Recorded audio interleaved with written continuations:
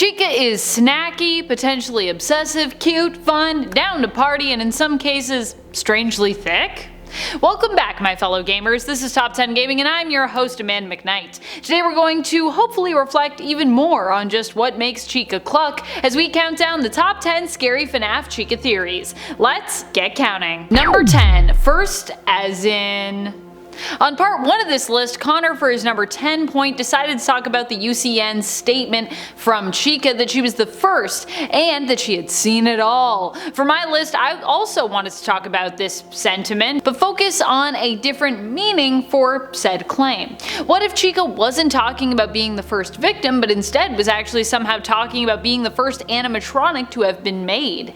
Just because the spirits possess the animatronics doesn't mean they might not also be able to tap into the memory banks of said animatronic they are possessing and perhaps blend their own knowledge and personality with that animatronic that they possess. We know that Fredbear's Diner is often thought of as being one of the first restaurants, implying that Chica couldn't be really the first animatronic as she's not known to have been there. But what if there was another yet unknown previous restaurant that we haven't seen in the games that she was a part of? Or what if she'd simply been made but wasn't being actively used at the time? Or was another Fredbear Diner animatronic that was like repurposed somehow? Number 9. Phone Guy. The death of Phone Guy is still a bit of a mystery. Many think that Freddy or Golden Freddy were the animatronics responsible, but it's more than likely that all the animatronics and not just those two were in on it. After all, the last recording from FNAF 1 where we clearly hear Phone Guy talking to us, we also seem to hear noises that come from each of the animatronics present in the game. Except perhaps for Bonnie, well, we hear a groan, which I suppose could be Chica or Bonnie. Or it could be both of them just gasping and groaning there. I can't do the sound, but it sounds something like that. And friends, before we move on to this next spot, if you are loving this list and you want more scary FNAF lists, maybe involving Chica, be sure to let us know by giving this video a thumbs up. Also, I know you want more scary FNAF Chica lists. I see all you Chica fans out there, I see ya. Number 8. Gender Identity.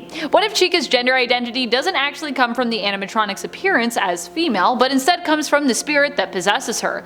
While still yet fully unconfirmed, it's heavily implied, and I mean heavily implied, and mostly accepted among the FNAF community that Susie is the one possessing Chica. Oddly enough, based on the tombstones that we see at the end of FNAF 3, Susie appears to be the only inherently female name. Now, of course, Susie could be a boy's name, and who knows, Fritz could be a girl's name.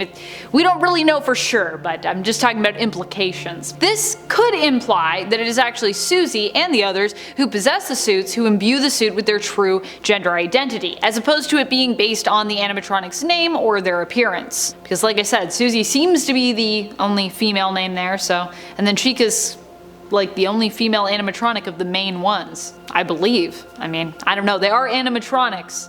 So what is their sex or their gender? Number 7. Teenager. Based on Chica's high school years, it also seems highly possible that Susie might not be as young as we think she is, and could even be a teenager.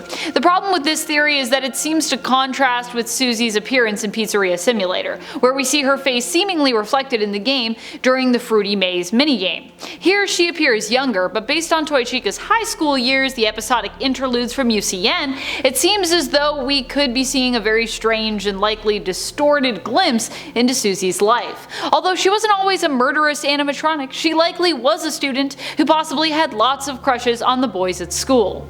And so that part could be true.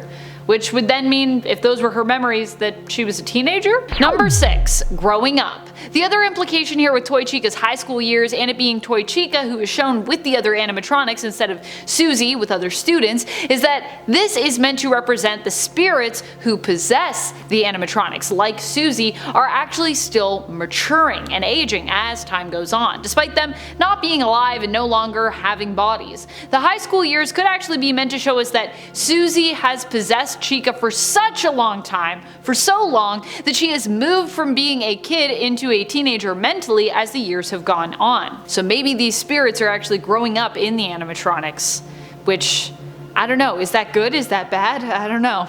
It's something. Number 5. Food connection. We know that Chica has a thing with food, right? But what does this mean for her character? Is it Chica's programming that makes her obsessed with snacks, or is it the spirit that possesses her? Or is it meant to be some other more insidious connection from the games to real life? On my Freddy's theory list, I talked about a certain real-world case involving killings that happened at Chuck E. Cheese in 1993 in Aurora, Colorado. While Freddy's connection to one of the victims in that case is more loose in comparison, Chica's seems to be more solid. The first victim in that incident was attacked and killed while cleaning up the salad bar. She also happened to be female. Both of these facts seem to connect that victim to Chica, who also presents as a female and who is associated with food in the games. If the games are inspired by that real-world event, but it kinda seems like they are based on all the evidence that we have. Number 4. Out of this world. Is Logbook Chica even a real animatronic? If she was, where did she come from? Is she the original model but extremely degraded and worn down? I mean, it seems so. She appears in the 8th Fazbear Frights book Gumdrop Angel in the 3rd story What We Found. Here she appears to torment Hudson, but something interesting is that Hudson seemingly works at the Fazbear Fright location, which we see in FNAF 3. If, of course, this is the same reality and same location as from the games. However, it should be noted that in FNAF 3 the only real animatronic we saw was Springtrap. So if this is the same reality, where was Logbook Chica in the games? Based on what we've seen in the games, or I guess haven't seen, I suppose, this Chica theory actually opens the door to a bigger general theory, that the books and games from the franchise exist in alternate realities, and that the FNAF multiverse is perhaps bigger than we could even possibly fathom. Number 3. Voice mimicry. Logbook Chica also seems to have some interesting abilities when she appears in the 8th Fazbear Frights book story What We Found. She was shown as being able to mimic the voice of someone Hudson cared about, his crush, Faith. When Chica attacks him, he attempts to fight her off, but she manages to make him pause for a moment in his attack when she mimics Faith's voice and says, "I like you." However, eventually Hudson resumes fighting back and eventually defeats Logbook Chica, but this still makes me wonder, if this Chica was once the original model, is it possible that Chica has had the ability to mimic voices all along? Is it possible that the newer models also possess this ability, like across the board? We know some animatronics that can do this, but I feel like Chica's never been one of them. Number 2. Phantom Logbook Chica. An alternate theory is that the books and games are set in the same reality but allow us to get a glimpse of untold stories and unseen characters from that world. If that were true, however, then it would be likely that Logbook Chica is actually not a real character, but is instead a hallucination, much like the phantom animatronics that we experience in FNAF 3. Logbook Chica in that case could be seen as an alternative phantom animatronic all of her own. This would also mean that Chica likely never really had or was capable of voice mimicry, like we saw her use on Hudson. In that case, it would have been Hudson's imagination that gave her his crush, Faith's voice. Number 1. Chica's Party World. I have more questions than answers for this theory, but still, it's something that I think we need to talk about. Especially because Funtime Chica was so hyped before the release of Sister Location, people were so excited to see Funtime Chica, maybe a little too excited, and then she just never appeared. It turns out that this is because Funtime Chica was currently rented out and in use in Chica's Party World. At least that's what the trail of breadcrumbs we were fed led us to believe. But Chica's Party World is never mentioned in Sister Location and hasn't been brought up in the games ever since we learned of it through the source code for the Sister Locations teasers. So where is Chica's Party World, if it ever existed? And more importantly, when is Chica's Party World? And is Funtime Chica still out there, potentially? Or is this just an Easter egg loose end that will just never be resolved? I have more questions, like I said, than answers, but let me know what you think in the comments. What do you think are some of the scariest Chica theories? Were you hoping to meet a Funtime version of Chica? Would you be interested in a game or book that centers around Chica's Party World, if it is a real place? Do you want it to be a real place?